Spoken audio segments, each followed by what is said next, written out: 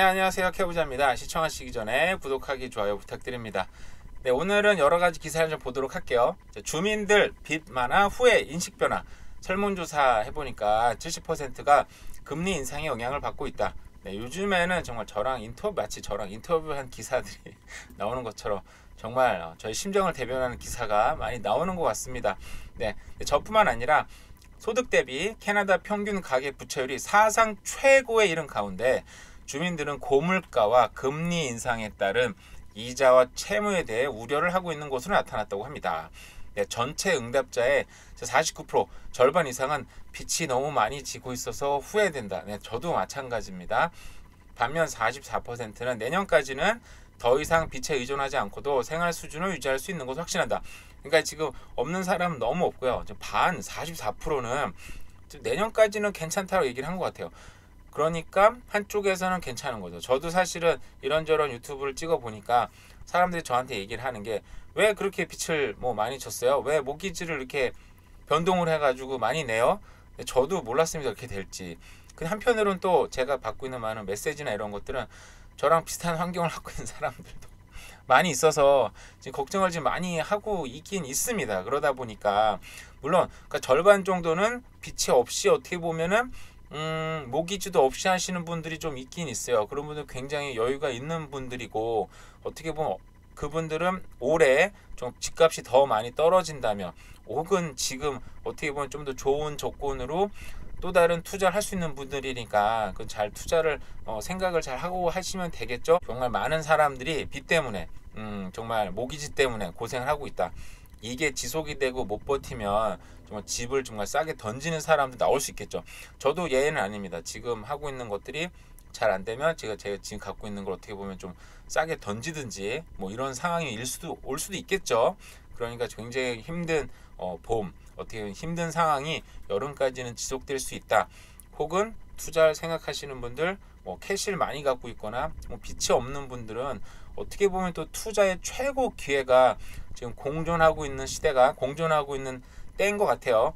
정말 잘 생각하고 결정을 하시면 좋을 것 같고요. 또 중요한 여기 있네요. 여기 보면은 이들은 쌓여가는 빚을 어떻게 갚아야 할지 고심이 있으며 수치심 때문에 주변 사람에게도 도움을 요청하기를 꺼리고 있다. 네, 저도 굉장히 수치심을 많이 느끼고 있습니다만 유튜브를 하다 보니까 제 주변 사람들이 집사람한테 막 얘기도 하고 그래가지고 한번 좀 싸운 적도 있긴 있는데 네, 어쨌든 이때를 잘 해결 나갈 수 있도록 저도 지금 열심히 노력을 하고 있고 지금 또 하나님을 부르며 찾고 있습니다.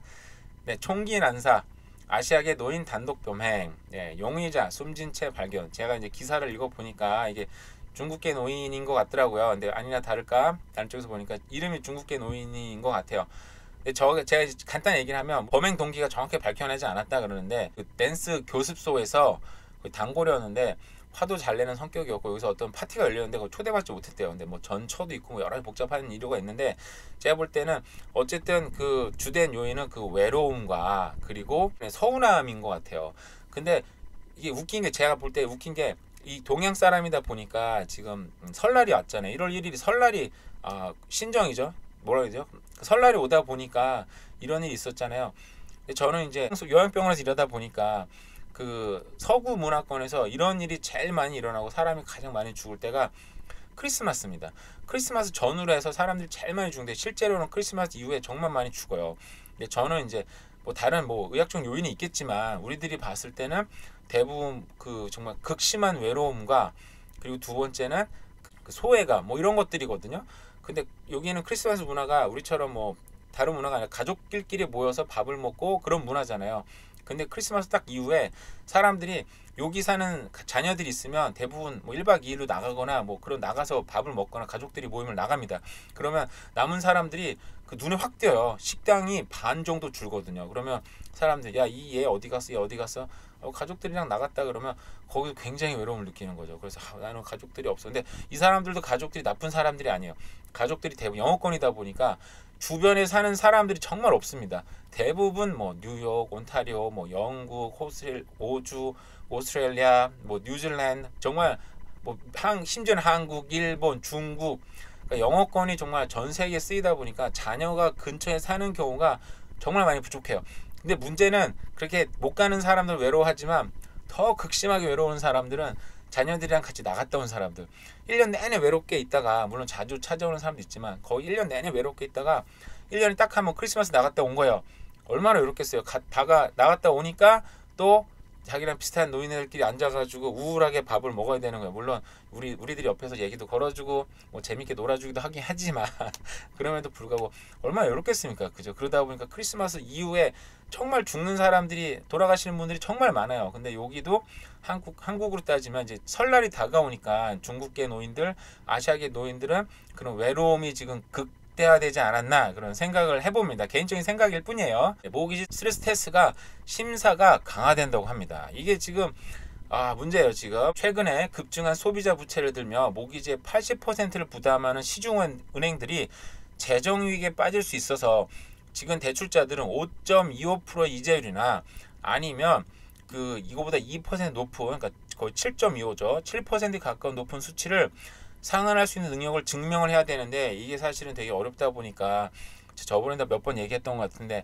부동산 업계에서 좀 낮춰줘라, 이거 너무 불편하고 힘들잖아 했는데, 그럼에도 불구하고 오히려 모기지 공사에서는 이걸 더 강화시켜야 돼. 이것 때문에 그나마 뭐 부채 관리를 할 수 있으니까 올릴 거야, 아니면 강화시킬 거야 라고 얘기를 한다고 합니다. 이렇게 되면은 집 사기는 더 어려워요. 그러니까 집값이 좀 떨어진다고 해도 사실상 집을 사는 능력, 그리고 어포더빌리티는 더 나빠진다는 거죠. 그래서 정말 어떻게 보면 앞으로 더 나빠질 수도 있고, 자기 재정 능력 상황에 따라서 물론 개인적인 차이는 있겠지만, 정말 이거는 앞으로 시간이 지난다고 해서 집을 살 수 있는 그런 여건이 더 좋아지는 건 없는 것 같은데, 아까 얘기한 것처럼 캐시가 많으신 분들, 그리고 부채가 없으신 분들, 이런 분들한테 굉장히 좋은 기회겠지만 저처럼 일반적인 사람들은 뭐 집 사기는 그래도 뭐 과거에도 어렵고 지금도 어렵고 앞으로도 쉬워질 것 같지는 않다라는 게 이제 생각인 거죠. 스트레스 테스트가 강화 쪽으로 만약에 이제 가닥이 잡히면 오히려 규정이 강화되기 전에 집을 사려는 사람들이 한꺼번에 몰릴 수 있기도 하고요. 그리고 경기 침체가 이미 시작이 되고 있는데, 이런 스트레스 테스트 강화되면 주택 시장을 더 악화시킬 거라는 우려도 있다고 합니다. 그래서 이런 강화되면 대출자 중 최소한 5에서 10% 영향을 받을 수 있다라고 얘기를 했다고 합니다. 토론토 아파트 평균 임대료가 급상승했던 건 전년 대비 22.7%. 이게 지금 밴쿠버도 그렇고 버나비도 그렇고 이쪽도 정말 어마어마하게 올라서 작년 대비 23%, 20% 이상이 오른 지역도 많이 있습니다. 그죠? 이게 정말 현실적으로 집을 살 수가 없어요. 집을 살기가 너무너무 어렵다 보니까 렌트를 원해서 가는 사람은 사실 정말 없을 것 같아요. 그죠? 이게 정말 렌트비가 한두 푼도 아니고 뭐 정말 2,700달러라 그러면 버는 돈의 거의 대부분을, 웬만한 사람들은 거의 대부분을 날리는 돈이잖아요. 저 같은 경우도 거의 대부분을 날린다고 볼 수 있습니다, 사실은. 근데 저런 렌트를 내고 누가 살고 싶겠냐만, 사실적으로 정말 집 사기가 너무 어렵다 보니까 어쩔 수 없이 렌트로 몰렸고, 렌트 시장은 점점 뜨거워지고, 이민자가 작년에 40만 명 정도 왔다 그랬죠. 올해도 목표가 45만 명. 그러니까 거의 목표는 50만 명인 거예요. 40만 명, 또 올해도 40만 명, 내후년에도 40만 명, 그 이후에까지도 그 정도 책정이 돼 있으니까 렌트 시장 앞으로도 굉장히 뜨겁고, 어떻게 보면은 렌트에서 밀리다 못해가지고 어쩔 수 없이 구매로 이어지는 경우도 많이 있지 않을까라는 생각이, 뭐 저뿐만 아니라 그런 기사도 또 읽어보기도 했습니다. 자, 이거 세계 뉴스인데요. 뭐 딴 건데, 남미 축구의 라이벌인 브라질과 아르헨티나가 공동화폐를 만든다고 합니다. 지금 브라질에는 굉장히 유명한 좌파 대통령인 룰라가 지금 집권을 했잖아요. 그죠? 예전에 한번 집권을 했고 다시 또 집권을 한 건데, 어떻게 보면 굉장히 능력 있는 사람이죠. 한번 대통령 한 사람이 또 다시 대통령 집권을 했으니까. 그래서 공동화폐를 만든다고 하는데, 사실은 이 공동화폐가 쉽지가 않습니다. 우리나라에서도 지역화폐들이 많이 만들었었잖아요. 근데 결국 지역화폐는 돈 대신 쓰이는 건데, 돈 대신 물건을 거래를 하는 건데, 그거를 지원하는, 백업하는 어떤 그걸 담보로 잡는 뭔가가 있지 않으면 그냥 막 프린트할 수 있는 거잖아요. 지금 미국이나 캐나다는 돈을 프린트해서 물가가 많이 올라가서 문제가 되는 건데, 물론 지금 이제 긴축 재정이 들어가긴 했습니다만, 저렇게 공동화폐가 만들어지면 이게 뭐 보니까 미국의 어떤 달러에 의존하는 거를 우리가 막기 위해서, 저 사람들이 워낙 인플레이션이 세다 보니까 사람들이 자국 화폐보다는 미국 달러를 더 많이 써요. 실제로는. 그리고 집 거래가, 저는 그래서 집 가격이 완전 미친 듯이 올라가겠구나 생각해 보니까 근데 집 가격이 생각보다 많이 안 오르더라고요. 그래서 이유를 보니까 사람들이 집을 거래할 때는 미국 달러로 거래를 한다고 합니다. 그러니까 미국 달러가 안정적이다 보니까 집까지 상대적으로 그 미국이 저기 뭐 브라질이나 아르헨티나가 물가가 엄청 높은데도 집 가격은 그 정도까지 오르지 않는 건 그 안정적인 화폐 기반으로 있기 때문에 오르지 않는 거죠. 근데 저렇게 공동 화폐를 만들어 버리면 저 정부는 원하는 대로 그 돈을 찍어낼 수가 있다 보니까 앞으로 어떻게 보면은 이게 저게 실효가 되기 전까지 될 때까지는 몇십 년이 걸린다고 하는데 저게 많이 된다 그러면 물가는 더 오를 겁니다. 사실은 차라리 어떻게 보면 안정적인 어떻게 주택 가격은 계속 달러에 의존한다면 안정적일 수는 있겠죠. 그래도 오르긴 오르겠지만 그래서 저렇게 또다시 늘 이렇게 사고를 치는 브라질 아르헨 경제적으로 또다시 저런 계획을 잡는구나 라는 생각이 또 들었습니다. 네, 링크드인 선점 2023년 캐나다 유망 직업은 제가 그래서 봤거든요. 제가 잘 아는 직장은 없더라고요. 1등에서 5등까지는 보면 Growth Marketing Manager, 여기는 다른 마케팅 팀, 커뮤니케이션 팀과 협력해서 비즈니스 수익을 증대시키는 건데 맞아요. 요즘에는 저런 매니저들이 굉장히 중요하게 쓰이죠. 굉장히 큰 기업에서는.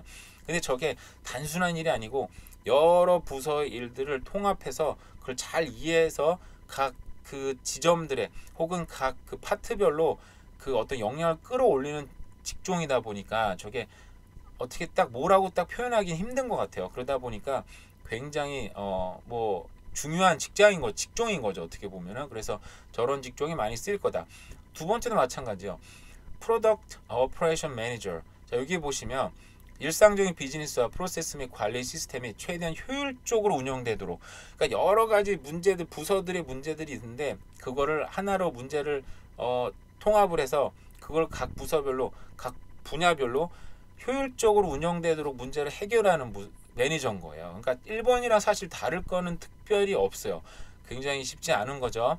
세 번째는 좀 웃겼던 게 버드 텐더라고 그 치료용 대마초를 판매하는 그 제조 기술자라고 하는데 이게 요즘 마리아나를 많이 쓰이다 보니까 저게 아무래도 좀 더 앞으로 각광가는 직업이 될 거다. 그런데 연봉이 4만 불이 채 안 됩니다. 그래서 저러면은 뭐 각광을 받든 말든 너무 적잖아요, 돈이. 그래서 중요한 직업인가라는 생각이 들었고요. 자, 네 번째는 테크니컬 프로그램 매니저라고 합니다. 그래서 이것도 각종 프로젝트, 서비스를 효율적으로 실행하고 높이는 표준을 유지시키는 역할. 그러니까 이게 어떤 한 특정 직종이 아닌 거예요. 대부분 지금까지 나오는 것들이 여러 부서별, 여러 프로세스를 효율적으로 최적화시키는 건데 요즘엔 저게 지금 AI가 한다 그러는데 사실은 AI가 생각보다 많이 들어오지 않고 있기 때문에 우리 사람들이, 휴먼들이 저런 일을 하고 있는 거죠. 결국은 자기 특정한 분야의 일보다는 여러 분야를 이해를 하고 이 효율성을 최대로 끌어올리는 일들, 이 커뮤니케이션 능력은 최고로 좋아야 되겠죠. 그리고 생각하는 크리티컬 띵킹도 굉장히 중요한 역할을 하고요. 그래서 저런 역할들은 일반적인 것보다는 특별한 능력들 아니면 굉장히 훈련이 많이 된 사람들이기 때문에 개인적인 역량이 많이 중요한 것 같습니다. 네, 오늘도 또 대략적으로 살펴본 부동산 뉴스와 여러 가지 뉴스였습니다. 오늘 하루도 잘 보내시고요. 감사합니다.